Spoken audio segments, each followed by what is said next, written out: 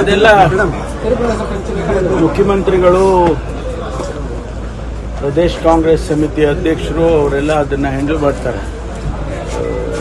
ಇಂಥದ್ದು ಯಾವುದೇ ಸಮಸ್ಯೆ ಯಾವುದು ಕೂಡ ಇಲ್ಲ. ಅವರು ಹ್ಯಾಂಡಲ್ ಮಾಡ್ತಾರೆ. ಮುಖ್ಯಮಂತ್ರಿಗಳು ಈಗಾಗಲೇ ಅವ್ರನ್ನ ಭೇಟಿ ಮಾಡಿದ್ದಾರೆ ಮತ್ತು ಪಕ್ಷದ ಅಧ್ಯಕ್ಷರು ಕೂಡ, ನೂತನವಾಗಿ ಬಂದಿರತಕ್ಕಂಥ ಅಧ್ಯಕ್ಷರು ಅವರು ಕೂಡ ಹ್ಯಾಂಡಲ್ ಮಾಡ್ತಾರೆ. ತಕ್ಷಣಕ್ಕೆ ಇಷ್ಟೊಂದೆಲ್ಲ ಬೆಳವಣಿಗೆಗಳಾಗ್ತಾ ಇರೋದು ಬಿಜೆಪಿ ಅವರಿಗೆ, ವಿಪಕ್ಷಗಳಿಗೆ ಆಹಾರ ಆಗ್ತಿದೆ. ಪೊಲಿಟಿಕ್ಸ್ ಅಲ್ಲಿ ಇದೆಲ್ಲ ಸ್ವಾಭಾವಿಕವಾಗಿ ನಡೀತಾ ಇರುತ್ತೆ. ಆದರೆ ಇದನ್ನ ಸಾಲ್ವ್ ಮಾಡ್ಕೊಂಡು ಮುಂದೆ ಹೋಗೋದು ಅಷ್ಟೇ ನಮ್ಮ ಕೆಲಸ.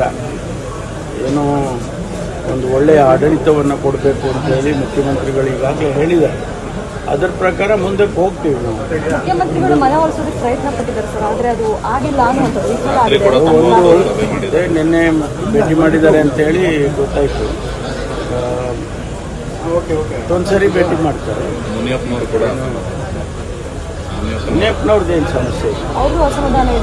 ಮುನಿಯಪ್ಪನವ್ರದ್ದೇನು ಸಮಸ್ಯೆ ಇಲ್ಲ. ನಿನ್ನೆ ರಾಹುಲ್ ಗಾಂಧಿ ಅವರು ನಾವೆಲ್ಲ ಜೊತೆಯಲ್ಲಿದ್ವಲ್ಲ, ಆಗ ಅವರು ಏನು ಕೇಳಿದರು, ಏನಾದರೂ ಸಮಸ್ಯೆ ಇದೆಯಾ ಅಂತ. ಏನಿಲ್ಲ ಸಮಸ್ಯೆ ಅಂತ ಹೇಳಿದ್ದಾರೆ.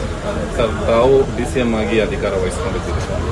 ತಮ್ಮ ವಿಷನ್ಸ್ ಬಗ್ಗೆ ನಾನೊಂದು ಪತ್ರಿಕಾಗೋಷ್ಠಿಯನ್ನು ಕರೆದು ಅನೇಕ ವಿಚಾರಗಳನ್ನು ಶೇರ್ ಮಾಡ್ಕೊಳ್ತೀನಿ.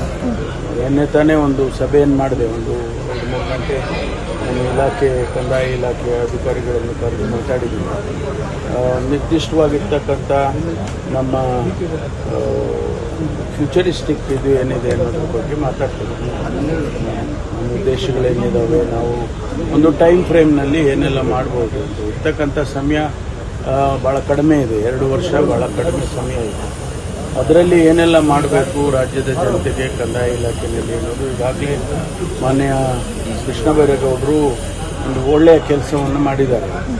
ಭಾಳ ಅನೇಕ ಬದಲಾವಣೆಗಳನ್ನು ತಂದಿದ್ದಾರೆ. ಹೊಸ ಕಾನೂನುಗಳನ್ನು, ನಿಯಮಗಳನ್ನು ಎಲ್ಲ ಮಾಡಿದ್ದಾರೆ.